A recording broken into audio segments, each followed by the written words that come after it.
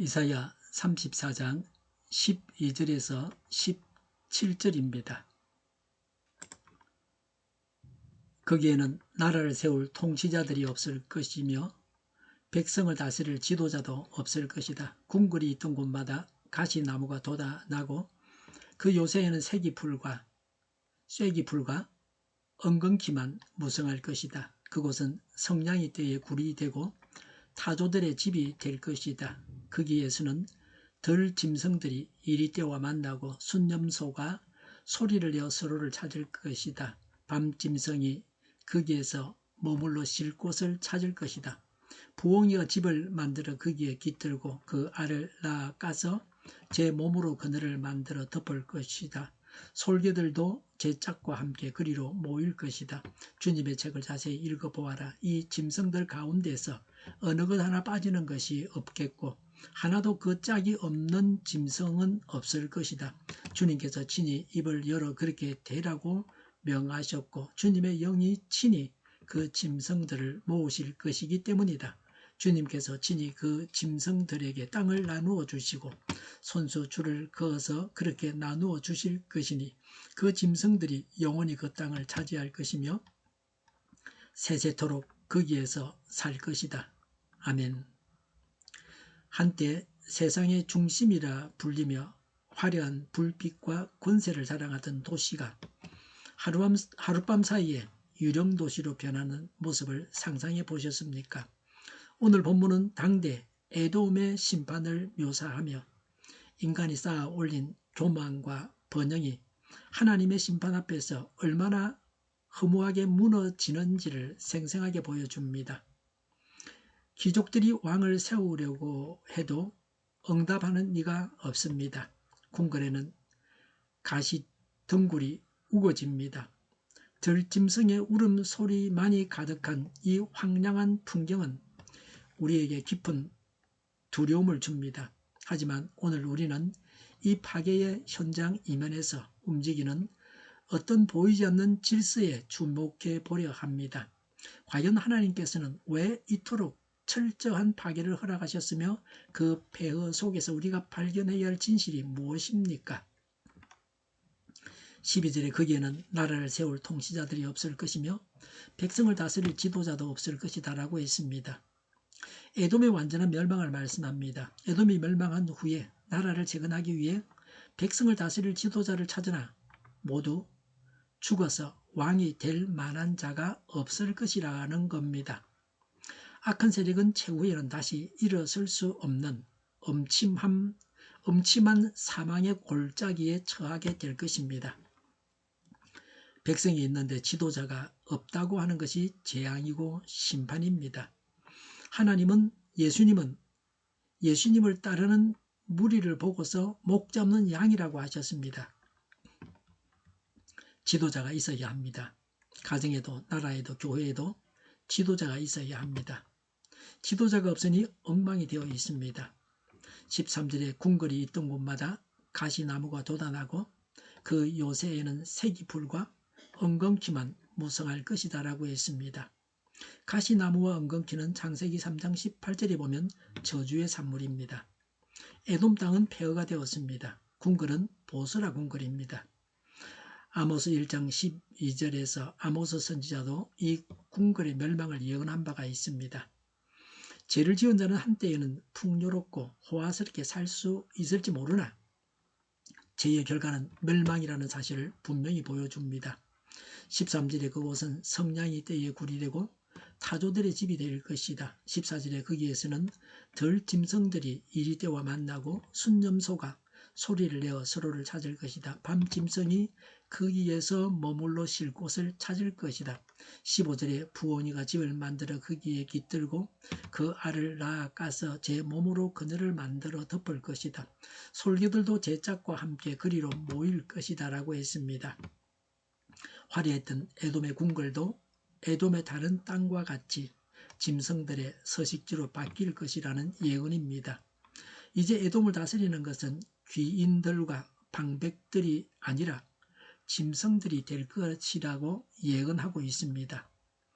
이것은 에돔과 그로 상징되는 악한 세력들의 완전한 몰락을 다시 한번 강조해서 표현한 것입니다. 왕족과 귀족들이 사라진 자리는 공허와 혼란이 대신합니다. 화려한 궁전은 덜짐승의 처소가 되옵니다. 이것은 단순히 무서운 풍경을 묘사하는 것이 아닙니다. 하나님을 대적하고 자신들의 힘을 믿었던 자들의 종말이 이토록 처절하다는 것을 경고하고 있습니다. 세상의 화려함은 영원하지 않습니다. 16절에 주님의 책을 자세히 읽어보아라고 했습니다. 주님의 책은 이사야 34장 5절부터 17절입니다. 16절에 이 짐승들 가운데서 어느 것 하나도 빠지는 것이 없겠고 그 하나도 짝이 없는 짐승은 없을 것이다. 주님께서 친히 입을 열어 그렇게 되라고 명하셨고 주님의 영이 친히 그 짐승들을 모으실 것이기 때문이다라고 했습니다. 예언의 성취를 그 짝이라고 했습니다. 선지자를 통한 하나님의 예언의 말씀이 확실하게 완전하게 이루어질 것이라는 말씀입니다. 피니는 1792년에서 1875년까지 살았던 분입니다. 원래 미국의 저명한 판사였습니다.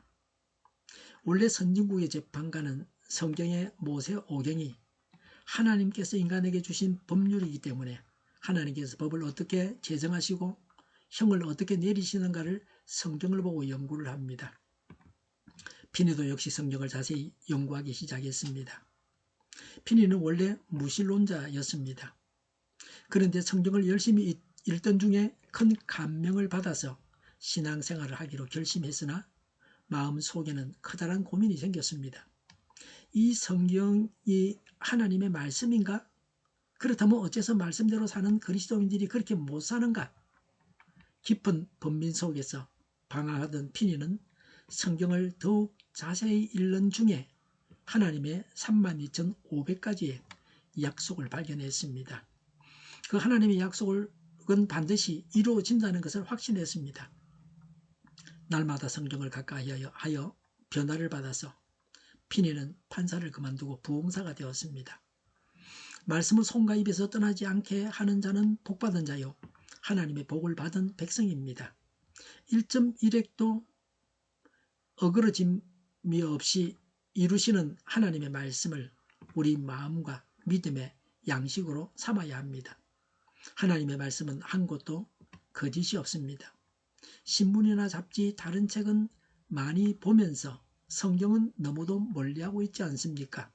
로메인은 성경을 오래 읽으면 읽을수록 성경을 사랑하게 될 것이요 날로 날로 아름답고 감미로우리라.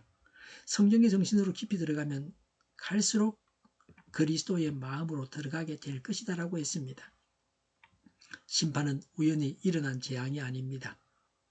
하나님의 세밀한 계획과 통치 아래 일어난 사건입니다.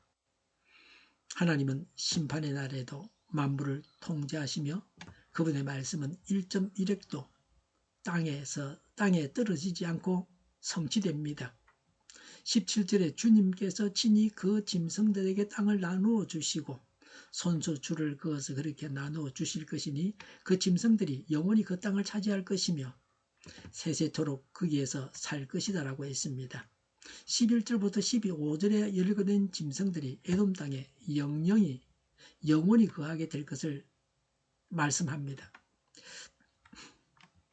과거 이스라엘 백성에게 가나안 땅을 기업으로 나누어 주셨던 그 손이 그 하나님이 이제는 심판받은 땅을 짐승들에게 나누어 주고 계십니다.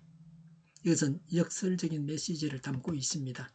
하나님은 가장 혼란스러워 보이는 폐허 속에서도 여전히 주권자이시며 모든 것을 제자리에 배치하시는 분이라는 사실입니다.